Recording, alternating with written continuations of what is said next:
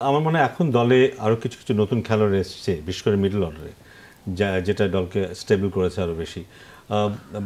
আমরা একটু যেটা আলাপ করছিলাম যে হয়তো দুটো ম্যাচের জন্য প্রথমে দল দেওয়া হবে, এবং মূল বিশ্বকাপের জন্য যখন দল হবে আমি নিশ্চিত যে সেখানে চারজন ওপেনার থাকবে না। এখানে হয়তো চারজন ওপেনার ওই কারণেই যে এখন আমরা নিশ্চিত নই যে ওপেনার হিসেবে আলটিমেটলি কী হবে।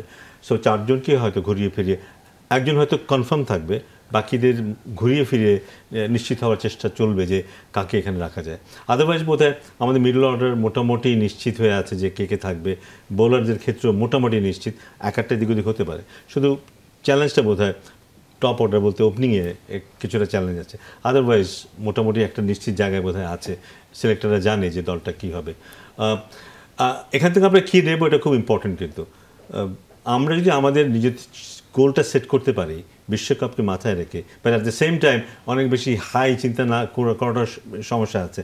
সো আমরা আমাদের স্বাভাবিক ক্রিকেট খেলেই যদি জিম্বাবুয়ের সাথে জিততে পারি এবং ভালো একটা মার্জিনে জিততে পারি, তাহলে হয়তো এখান থেকে আমরা কিছু পেলাম, একটা কনফিডেন্স নিয়ে আমরা নেক্সট স্টেপে যেতে পারবো। নাজমুল শান্তকে কি নাম্বার 3 হিসেবে ট্রিট করছেন?